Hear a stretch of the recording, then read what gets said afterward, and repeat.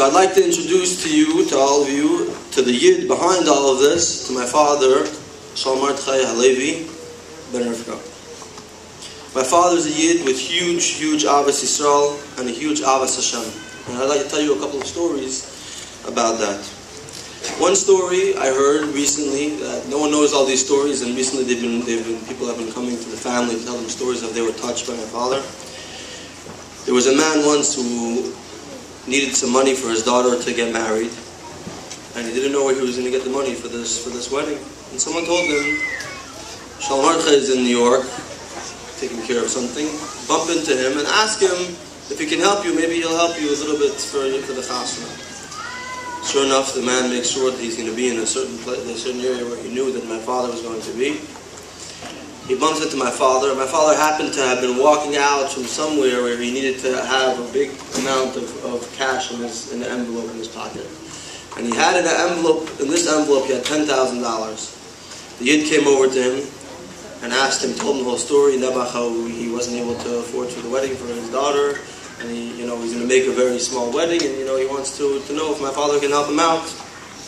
My father took out this envelope, the money was not for him, the money was for something else. My father took out this envelope, took out $200, which he needed to keep for himself to take care, so he can get back to Iowa, and he gave the Yid the rest of the envelope, the rest of the money. The Yid was surprised. He wasn't expecting such a huge sum of money. So he told my father, he said, Sholom, maybe there's a mistake. Maybe you meant to give me the $200 and to keep the rest of the envelope. Maybe there's a mistake. So my father said, yes, there is a mistake. He took the $200 out of his pocket, put it back in the envelope, and gave it to the Yid. This is just a story of my father's Avos Yisrael that I didn't hear before. It's not something that my father would talk about often. He wouldn't talk about it at all, but these are stories of the Avos Yisrael. And this is the type of Avos Yisrael that we're seeing from every single one of the kids over here in each and every one of your own ways. Personal story about the Avos Hashem and the Ava that my father had for the Torah and the mitzvahs. I spent some time with my father when the business was thriving, and we were traveling a lot. It was actually the summer as well. And we were traveling a lot for the business, and we would come also to New York, to the country, to be with the family. I noticed that when I was traveling with my father, that he always walked around the airport. He had in his front pocket of his suit, he had a cup, a little plastic cup, in the front pocket of his suit. One time we were traveling in the airport, and I remember I turned to my father and said, Tom, what's with this plastic cup in your suit pocket, He told me that my father, has always been very involved in learning and saying Tehillim. My father was very, very into saying Tehillim. He used to always, every spare opportunity he had, he would pull out a Tehillim and he would say Tehillim. In fact, my father says Tehillim at least once a day, and now he says it more than once a day. And my father told me that in order to say the words of the Hilak HaTorah, you have to wash your hands. And in the airport or in an environment where you're not sure if you're going to have a cup, you go to a water fountain, he wanted to make sure that he has a cup to wash his hands properly, kalacha. That's why he had this thing. He used to schlep everywhere with him a little plastic cup. My father was in jail in Dubuque, Iowa,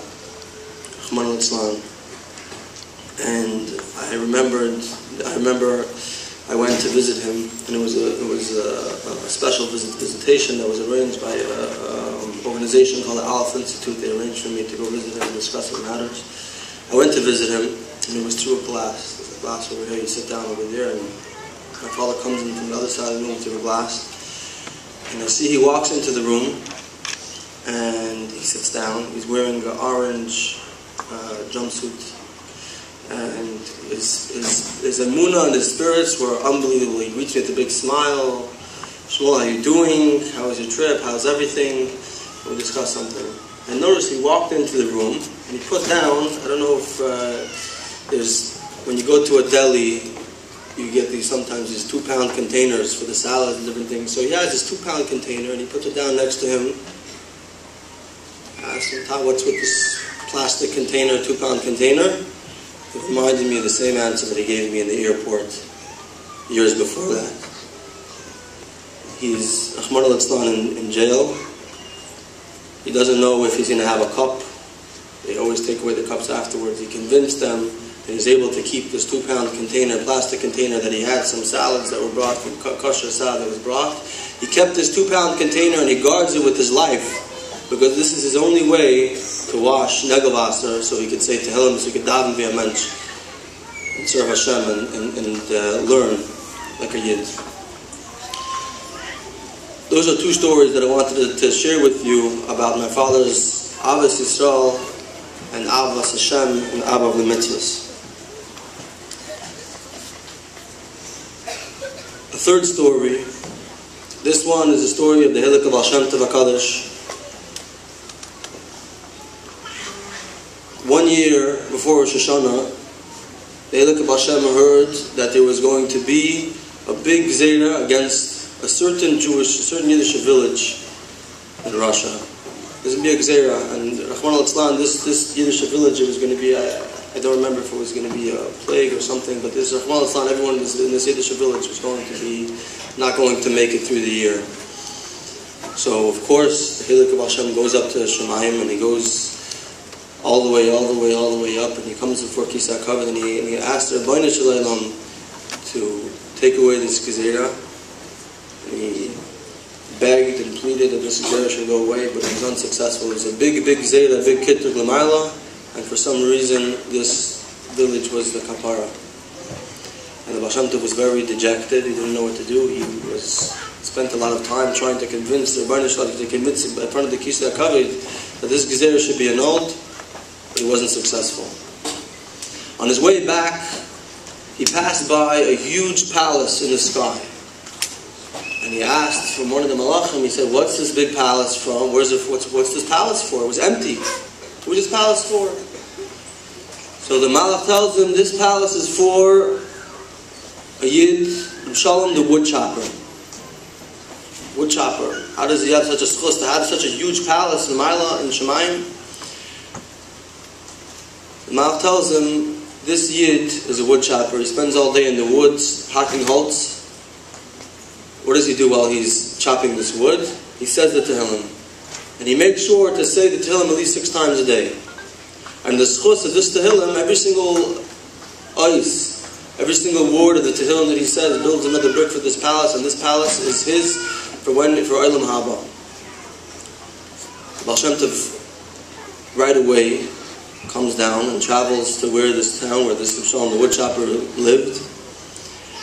And he comes to him and he asks him, let me ask you a question. If you had a big palace to Maila waiting for you in Olam Haba, would you trade this palace in to save a village full of Yidden?